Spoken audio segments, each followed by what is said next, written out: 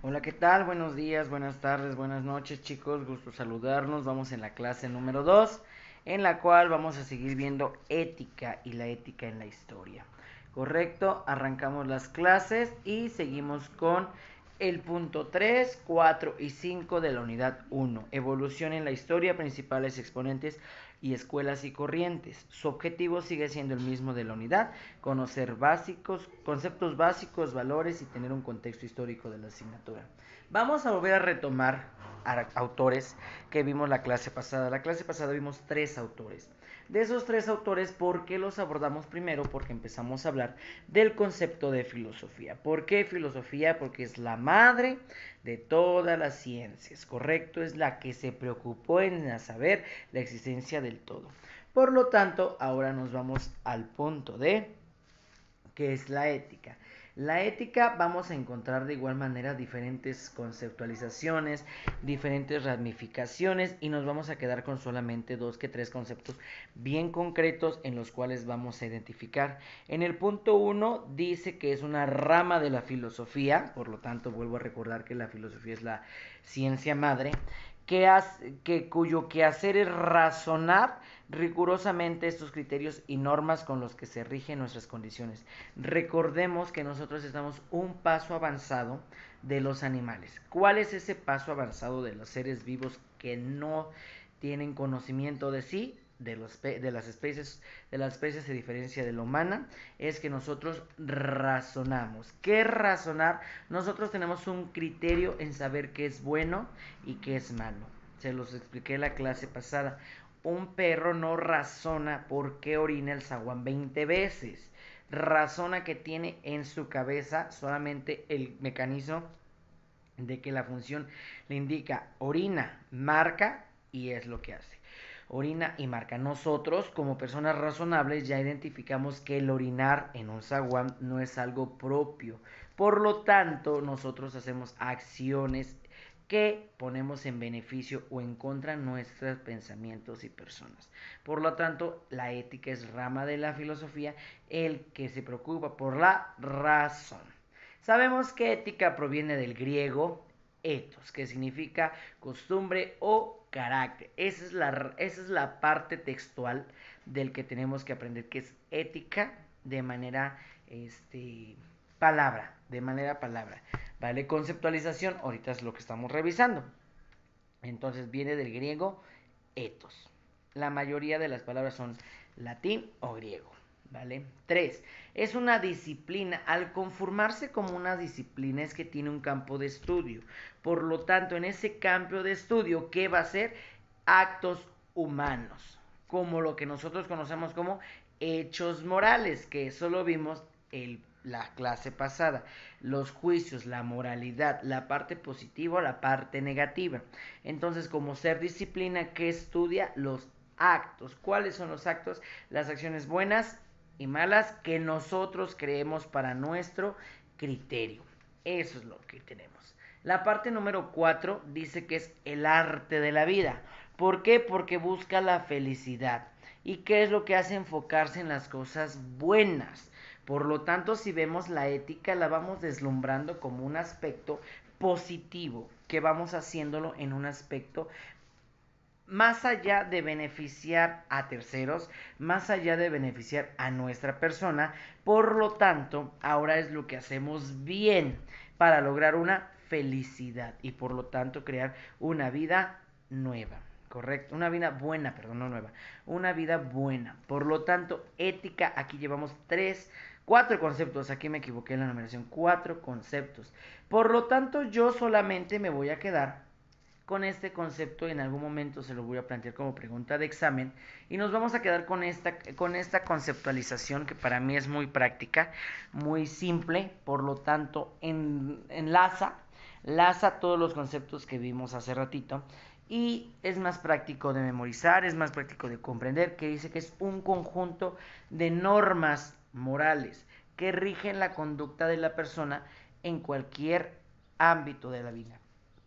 Tú haces un carácter, tú haces un aspecto, tú haces una presentación, una emoción en cualquier aspecto de tu casa y tú sabes que las acciones buenas las practicas con las personas que quieres quedar bien o que quieras hacer un bien. Y practicas las cosas malas con las personas que no hacen estas acciones y por lo tanto ellas tienes que quedar bien de otra manera. Por lo tanto, no es lo mismo a que tú vayas a tu casa y practiques un bien, a que vayas con tus amigos y practiques otro bien. El bien va a ser para ti una satisfacción, pero también nos preocupamos por esas conductas morales que satisfacen a otras personas. Exacto. Cuando tú vas a casa, ¿a quién logras satisfacer? A mamá, a papá. ¿Por qué? Porque te pide relaciones positivas de las cosas, ¿vale? Y por otra parte, nos vamos al punto de acciones que haces con los amigos. Tú sabes que las haces buenas para ti porque te satisface a ti. ¿Por qué? Porque satisface en concretar con un grupo. Te satisface porque cuadras en un aspecto social. Pero eso en ocasiones es bueno para ti, pero es malo para alguien más. Entonces, en esa parte de normas sociales, queda claro en el punto que es para tu persona. Pero ojo, en ética nuestras conductas no pueden dañar a terceros. Tiene que ser literal, algo equilibrado, en hacer las cosas bien para mí, porque yo lo pido, porque yo lo quiero, porque lo tengo que hacer. ¿Vale? Y es aquí donde viene nuestra primera clase, nuestra primera tarea. Tarea 1 y tarea 2. Te dejé en plataforma. Es una actividad pequeña que vamos a estar revisando lo que es una lectura. Esa lectura se llama El mito de la caverna. ¿Vale? En ese mito de la caverna nos van a dar diferentes contextualizaciones y vamos a hablar de ética. La lectura es chiquitita, muy chiquitita.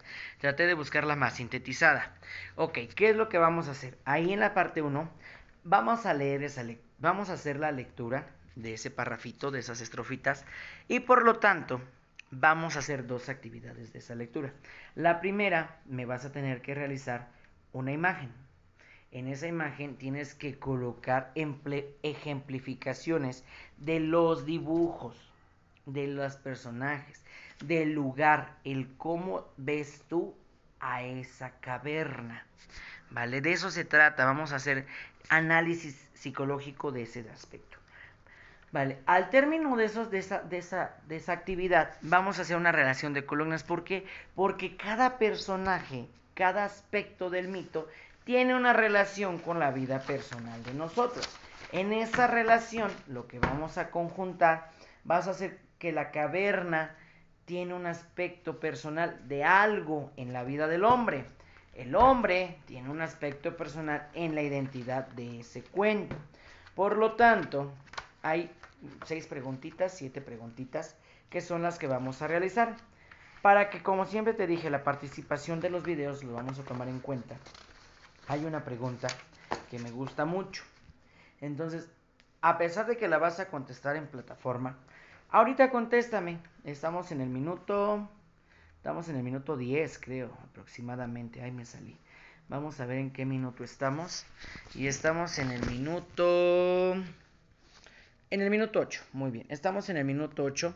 ¿Y qué te parece que tú me vas a contestar en el minuto 8 exactamente?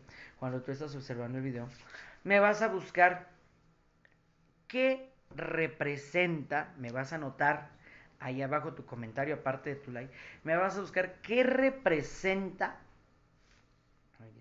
qué representa la caverna, qué representa la caverna en la lectura del mito de la caverna. Tienes la relación, ahí anota cuál crees que sea la respuesta correcta.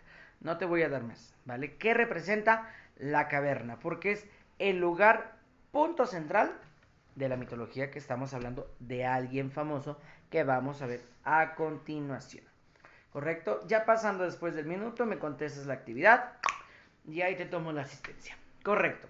Ahora, vamos a irnos a través de la época, a través de la historia, para los aspectos de la ética. Vamos a tener toda una línea del tiempo que vamos a trabajar. Vamos a iniciar con la edad antigua, muy antigua, que es antes de nuestra era, y por lo tanto vamos a considerar al padre de la filosofía. ¿Quién es? Sócrates. Sócrates es el padre de la filosofía y con él vamos a trabajar los aspectos de la ética. ¿A qué considera Sócrates la ética? La clase pasada te lo comenté. Te comenté que trataba algunos aspectos personales, que comenté también que trataba algunas situaciones de buscar la verdad. Muy bien. Ahora, aquí te lo vuelvo a repetir, que considera la reflexión como la búsqueda de la verdad, del bien, ¿vale? Y que esa verdad me va a dar un autoconocimiento, es donde te explico, tú sabes qué son las cosas buenas y tú sabes qué son las cosas malas, en beneficio a ti y en beneficio a otros y tal vez perjudicando a muchos más. Es el punto del verdadero bien que trabaja Sócrates. Después de ahí, menciona que la ética se empieza a nombrar por él, por los aspectos de la justicia, la felicidad, y eso dijimos que eran valores, ¿correcto? En todo eso, Sócrates reflexiona que nos permite distinguir entre el bien y el mal. Importante.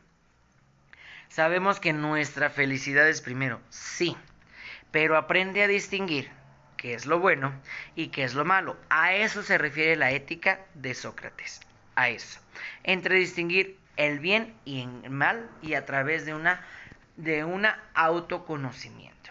¿Correcto? Recordemos que Sócrates es el primer personaje que vamos a encontrar de los griegos en buscar el porqué y el significado de las cosas. Y aquí lo tenemos. Por eso es padre de la filosofía y también se adhiere a muchas más ramas. Después de Sócrates, Sócrates tuvo un discípulo. Discípulo que es Platón. Y si hiciste la tarea pasada, ahí tienes algunas respuestas. Por lo tanto, Platón, ¿qué define a Platón la ética? Que es algo espiritual. Es algo que él llama alma. ¿Ok? Y para conseguir esa alma tienes que purificarla, tienes que mantenerla limpia. ¿Y cómo la vas a tener limpia y purificada?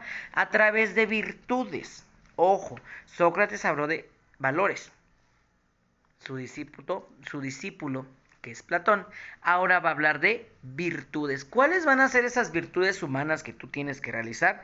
Esas virtudes es la justicia, el culto a los valores como fortaleza, templanza, prudencia, que en ocasiones se nos olvida, sabiduría y sobre todo esfuerzo físico. Por lo tanto, tal vez son acciones que haces cotidianamente, pero recuerda que ellos en la antigua época, o en la edad antigua, ellos tenían que justificar ciertas acciones y eran actividades cotidianas. Y tal vez en ocasiones la gente no las hacía tan cotidianamente para llegar a cabo una verdad, para llevar a cabo un privilegio espiritual que llamaba Platón alma.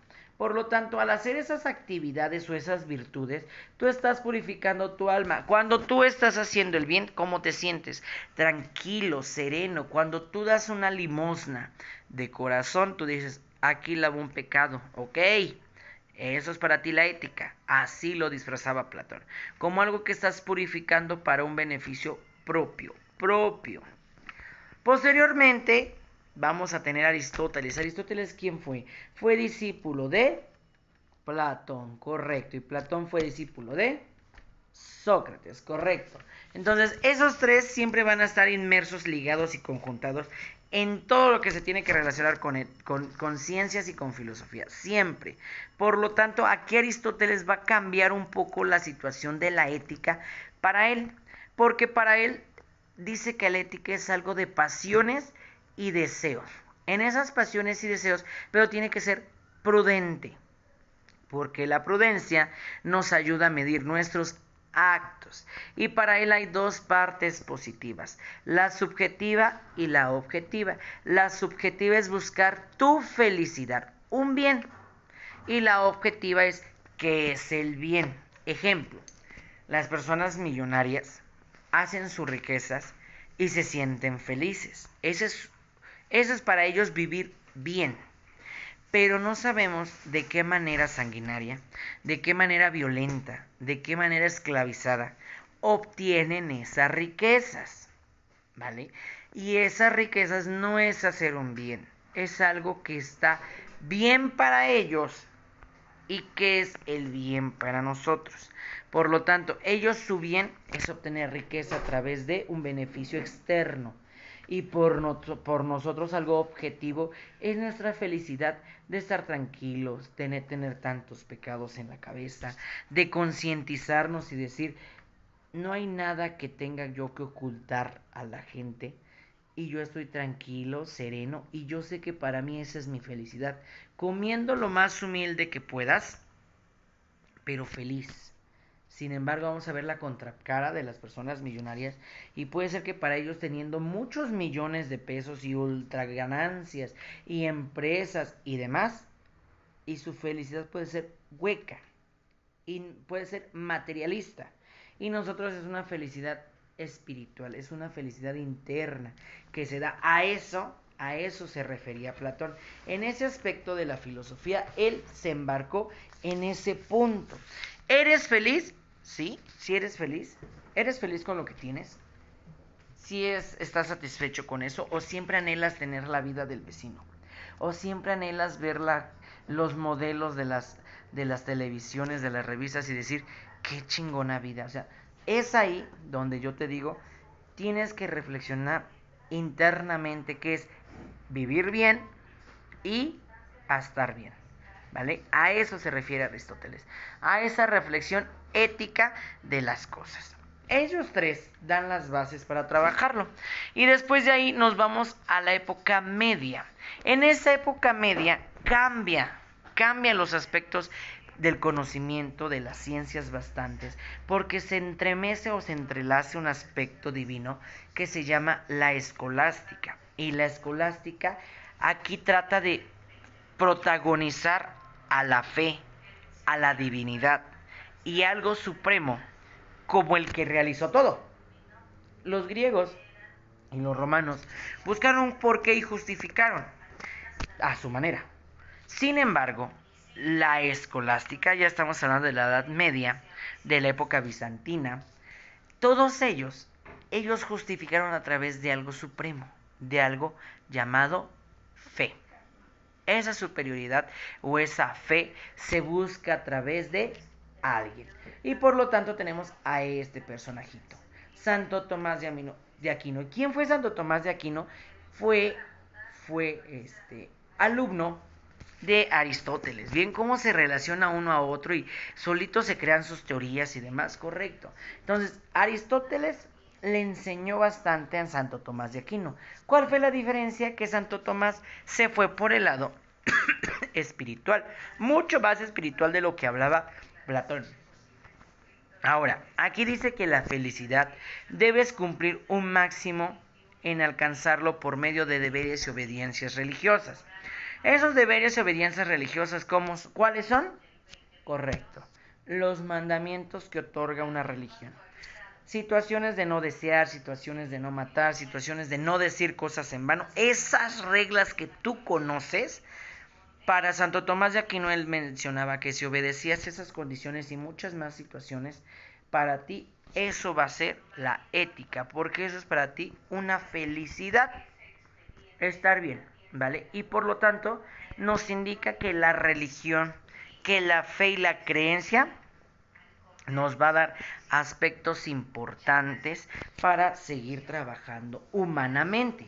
En esos aspectos humanos tú vas a desarrollar esa fe. Tú vas a trabajar esos aspectos que van a llamar religión. A eso se refiere la ética Santo Tomás. ¿Ves cómo cambia el aspecto de justificar tus acciones y anteponer algo que tú solito lo estás creyendo, ¿no? Cada quien sus consideraciones, yo sin ningún problema, pero recordemos que la fe sí mueve montañas a consideración de cada creencia, ¿vale? A eso trata Santo Tomás de Aquino. Nos vamos a la época modernista. En época modernista ya estamos hablando que cambia la situación y nos vamos al aspecto de la ilustración. En ese aspecto de la historia de la ilustración, todo el aspecto religioso lo van a sacar a un lado y van a buscar algo llamado ciencia, algo llamado justificación científica para que las cosas puedan tomar un rumbo diferente al cambio de la fe. Tenemos a dos personajes importantes, René Descartes y Emmanuel Kant. La clase pasada hablamos de Emmanuel Kant. Vamos a ver que aquí Descartes y Kant tienen algo similar. en este aspecto de la asimilación. ¿Por qué? Porque uno a otro se trabajaba. Iniciamos con René Descartes, que subraya la razón. Ojo, volvemos a escuchar esta palabra, la razón, como una fuente de conocimiento. Y es así como nuestra ética se separa de la religión, dando paso a algo individualista. Otra vez, en buscar tu felicidad justificando tus medios. Por lo tanto, ya no vamos a justificar nuestros medios por algo superior. Justificamos nuestros medios por algo que tú realmente haces y no alguien que te manda.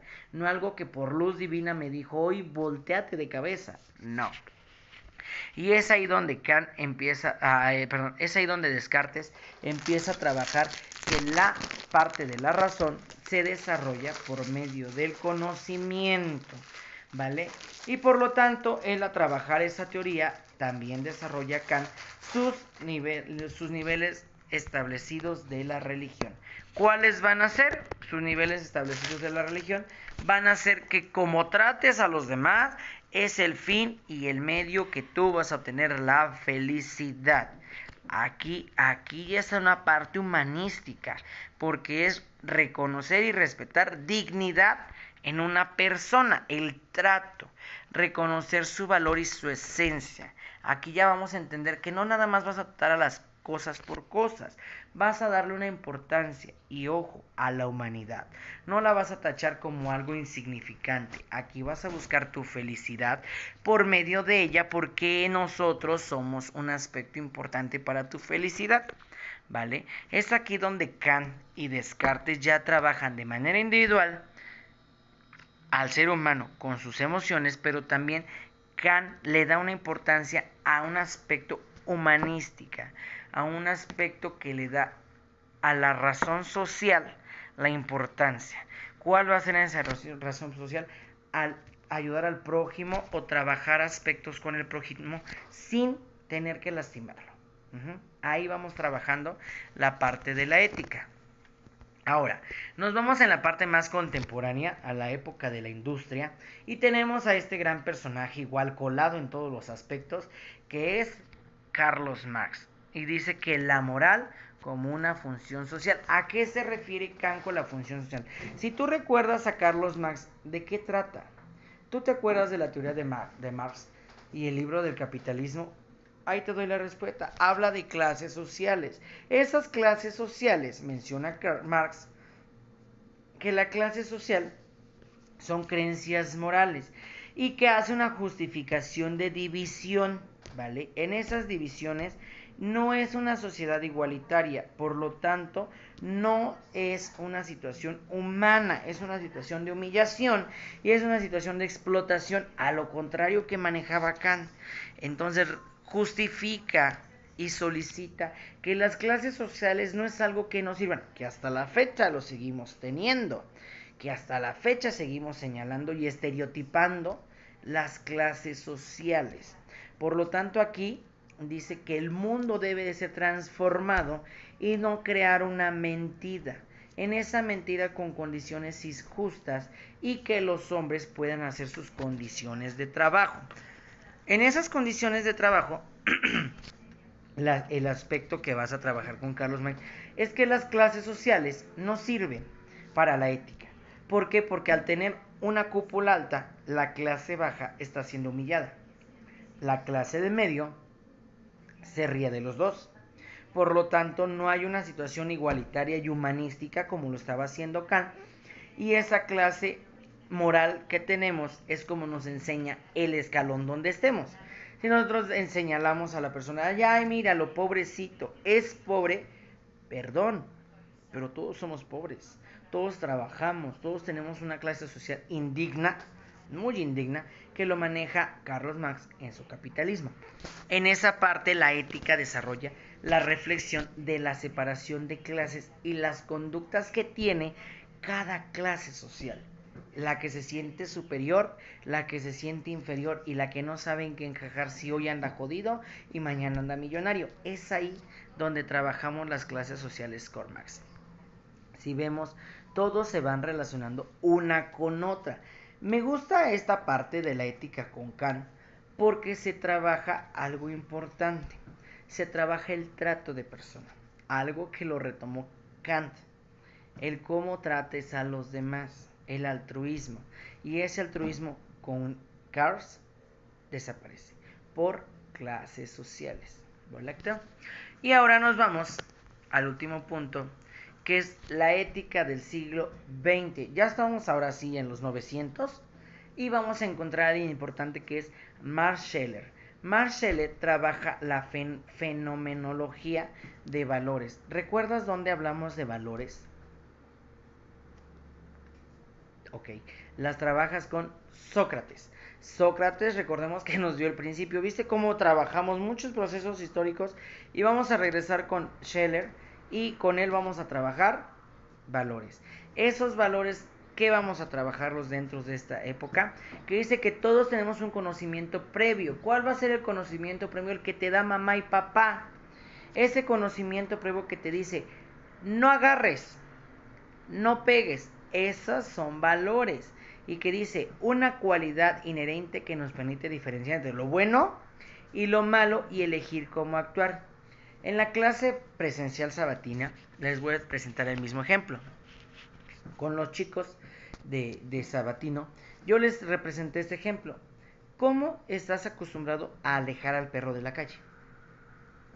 Lo asustas, lo insultas, lo intimidas, le avientas algo imaginariamente, porque eso hacemos, y al final lo espantas, lo humillas. Ok, sigue siendo un ser humano. No razonable, pero sigue siendo un ser humano, sigue siendo un ser vivo, perdón. Sigue siendo un ser vivo no razonable, pero sigue siendo una especie. Ok, ¿quién te enseñó a correrlo? Mamá y papá. Entonces, en esas condiciones de que mamá y papá te enseñó que para correrlo es bueno, a patadas, a insultos, a que avientas la piedra imaginaria, eso te enseñó mamá y papá a decir que eso es para bien. ¿Por qué? Porque el perro te estorba. ¿Por qué? Porque el perro te quita tu comida. ¿Por qué? Porque el perro te vaya a morder. Ok, predispones cosas que tal vez no sucedieron y que no sabes que van a suceder. En esa predisposición, tú vas a crecer con esas acciones y vas a crecer que eso es un bien. Entonces ese bien, lo que vamos a hacer es que para ti al crecer vas a repetir esos patrones y ese es un conocimiento previo, ya lo estás teniendo inculcado desde las partes de tu desarrollo.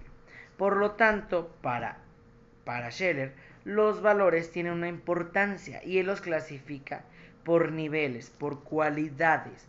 Por lo tanto, aquí viene tu tarea número 3. Esa tarea, ¿cuál va a ser? Que tú vas a trabajar la investigación de la escala de valores de Max Scheler. ¿Cómo lo vas a hacer? En plataforma, ahí vienen las indicaciones y lo vas a desarrollar. Pero vemos cómo tu forma de ser, tu forma de pensar, tu forma de actuar, eso es ética. Porque estás justificando el bien y el mal. Ojo, diferentes autores, diferentes ideas, diferentes conjeturas, pero todo se relaciona a un bien y a un mal. Por último, vamos a llegar a la conclusión de la clase. ¿Cuál va a ser esa conclusión? Y dice, la ética comenzó en las primeras necesidades sociales de los hombres más primitivos, quienes necesitaron diferenciar lo bueno de lo malo, para poder vivir en sociedad. ¿Viste? Estamos hablando que ellos justificaron un porqué vivir bien y un porqué del vivir mal. Desde la época, desde el antiguo Egipto hasta el siglo XXI. Y pasando por diferentes periodos de la historia que ya te presenté, la ética y la moral han sido siempre un punto de partida importante para los pensadores. Ojo, no es lo mismo ética y moral. Ética es el bien y el mal. La moralidad es las acciones que haces para llegar a ese bien o para llegar a ese mal. Se relacionan, van siempre de la mano. Ética y moral son un punto de partida de interés como herramienta para mejorar condiciones de vida del aspecto cotidiano. Ok, tú al estudiar ética ya vas a identificar que el patear el perro es malo. El perro no te hace nada, está hambriento. ¿Qué tenemos que hacer, diría Mal? Tratar a las personas y a los seres vivos como quieres que te traten. esas acciones humanísticas, esas acciones altruistas, es lo que quiere la ética, que razones. Porque tú al razonar y tener un paso más adelante de los seres animales, tú estás ligado a atravesar acciones positivas siempre. ¿Por qué? Porque tú utilizas algo que llamamos razón. Y esa razón está justificada en todas tus acciones. ¿Vale? De mi parte eso sería todo de la clase 2. Espero vayas entendiendo, vayas comprendiendo toda la parte de la ética. Y hasta aquí acabó la introducción. Ya en la otra próxima clase ya vamos a ver los aspectos ya diferentes a la pedagogía. Vamos a relacionar ahora sí tus acciones buenas directamente en el salón. Y esas acciones buenas son las partes que tú vas a trabajar como futuro profesionista para el beneficio de alguien externo. Ok, ya está cargada tu tarea. No olvides, tenemos una actividad aquí de asistencia. Compartir tu like y en el minuto número 8 ya te dejé la tarea de la asistencia. ¿Vale? Si no hay dudas, comentarios y demás, cualquier cosa estoy a sus órdenes. Recuerden que tienen fecha límite hasta el 12 de octubre, todavía falta mucho, y disfruten este puente y fiestas patrias. Un saludo y nos vemos. ¡Viva México, señores! Adiós.